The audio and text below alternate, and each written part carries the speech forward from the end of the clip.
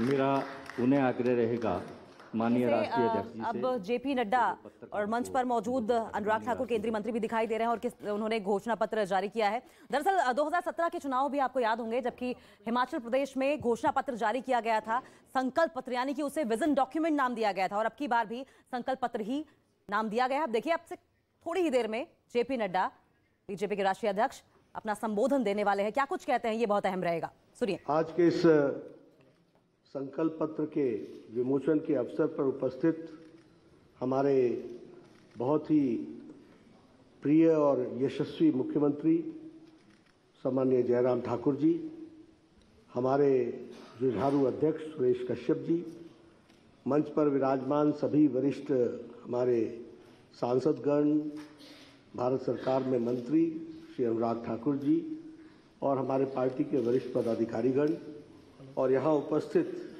इस संकल्प पत्र के विमोचन में हमारे सभी वरिष्ठ पत्रकार बंधुओं, मेरा ये सौभाग्य है कि मुझे आज इस संकल्प पत्र के भूमिका के बारे में रखने का अवसर मिल रहा है।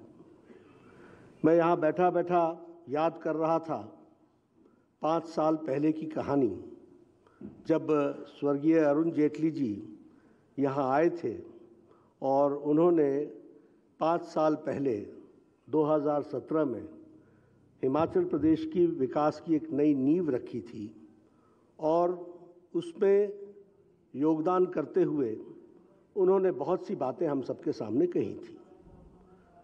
पब्लिक मेमोरी बड़ी शॉर्ट होती है, इसलिए मेरा ये जिम्मेवारी बन जाती है कि मैं उन बातों को आप तक ज़रूर याद दिलाऊं। उन्होंने उस समय कहा था कि we will work for the development in all fields together। सर्वांगीण विकास हिमाचल प्रदेश का होगा, और सर्वांगीण विकास में इंफ्रास्ट्रक्चर, कनेक्टिविटी, हेल्थ और हेल्थ का infrastructure, raising the education standards, national और इंटरनेशनल स्टैंडर्ड्स के इंस्टीट्यूट्स के विषय पर उन्होंने चर्चा की थी। और उन्होंने कहा था कि हम यहाँ इकोनॉमिक एक्टिविटी को भी आगे बढ़ाएंगे।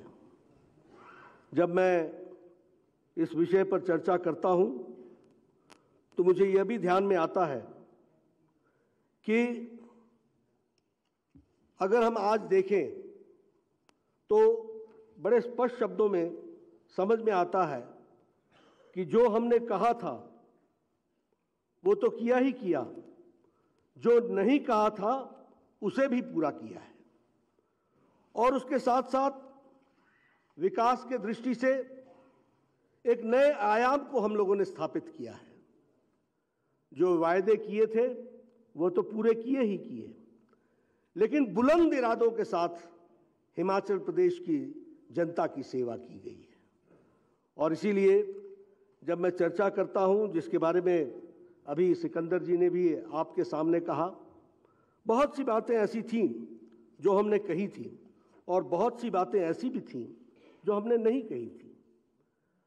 अगर हम एम्पावरमेंट की बात करें तो हमारे ध्यान में आता है कि गरीब कल्याण अन्न योजना के तहत हमने कहा नहीं था कि हम लोगों को 2 वक्त की रोटी की मुयस्सर करेंगे, लेकिन हिमाचल प्रदेश में लगभग 28 लाख लोगों, परिवारों को हमने प्रधानमंत्री गरीब कल्याण अन्न योजना के साथ जोड़ा।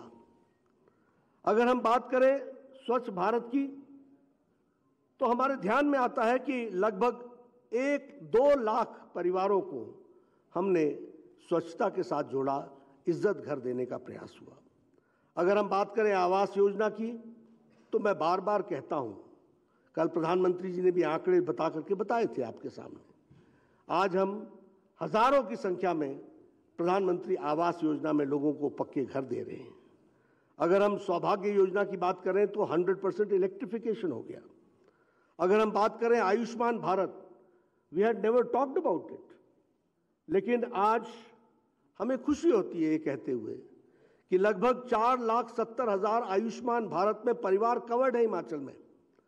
और जयराम ठाकुर जी ने कभी ये वायदा नहीं किया था कि हम आपको हेल्थ कवर देंगे, लेकिन 5 लाख 30,000 परिवारों को हिमकेयर से जोड़ा गया और 5 लाख रुपए का वो पहुंचाया गया उनको फायदा।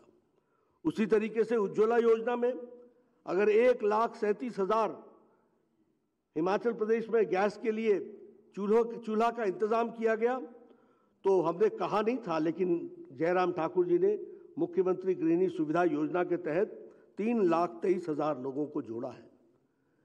हमको अच्छी तरीके से याद है जब हम कहते थे कि सर्वांगीण विकास होगा और एम्पावरमेंट होगा, तो हमको यह भी याद रखना चाहिए कि घर घर नलके तो छोड़िए, मोहल्ले मोहल्ले नलके लग जाएं, इसकी भी हमारी से डिमांड हुआ करती थी।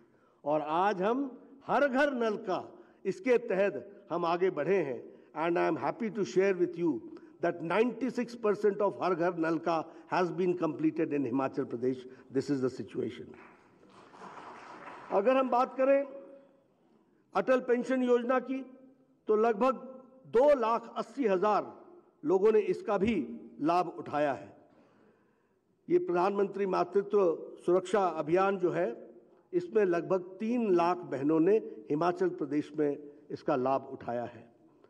और मैं जब इंफ्रास्ट्रक्चर की बात करता हूं और अरुण जेटली जी की बात को कहता हूं, तो I am happy to share with you that in past 5 years 6,000 हमारे रूरल रोड्स बने हैं जयराम ठाकुर जी के नेतृत्व में, और 6,000 हमारे किलोमीटर्स की सड़क बनी है। इस तरीके की बात हुई है। इसलिए मैं यह भी कहना चाहता हूं कि जो इन लोगों ने और हम लोगों ने मिलकर जो तय किया है कि राज नहीं रिवाज बदलेंगे, क्योंकि हम एक क्रेडिबल पार्टी की तरीके से लोगों की सेवा में जुटे हैं। हमने कभी नहीं कहा था कि हम all India institute of medical sciences देंगे, लेकिन हमने 5 साल की अवधि में उसको बना करके दिया। हमने कभी नहीं कहा था कि हम इंडियन इंस्टीट्यूट ऑफ मैनेजमेंट देंगे, लेकिन हमने इंडियन इंस्टीट्यूट ऑफ मैनेजमेंट का काम पूरा लगभग हो रहा है। हमने कभी नहीं कहा था कि हम Indian institute of information and technology हम देंगे, लेकिन प्रधानमंत्री मोदी जी ने हिमाचल प्रदेश को Indian institute of information and technology दिया। हमने कभी नहीं कहा था कि हम इतनी बड़ी संख्या में नेशनल हाईवेज बनाएंगे, लेकिन हमने नेशनल हाईवेज बनाए। बल्क ड्रग पार्क की बात कभी नहीं हुई थी। मुझे अच्छी तरीके से याद है कि हमने जब हमारे अरुण जेटली जी, स्वर्गीय अरुण जेटली जी आए थे, तो उन्होंने हेल्थ के इंफ्रास्ट्रक्चर की बात की थी। लेकिन आज बल्क ड्रग पार्क लगभग 2,000 करोड़ रुपीस का इन्वेस्टमेंट यहाँ पर हो रहा है। उसी तरीके से मेडिकल डिवाइस पार्क का भी यहाँ पर इन्वेस्टमेंट हो रहा है। इसलिए जब मैं अपने संकल्प पत्र की बात करता हूँ, तो संकल्प पत्र में मैं एक बात जरूर जोड़ना चाहता हूँ, और वो है कि यह संकल्प पत्र 11 कमिटमेंट्स के साथ खड़ा है।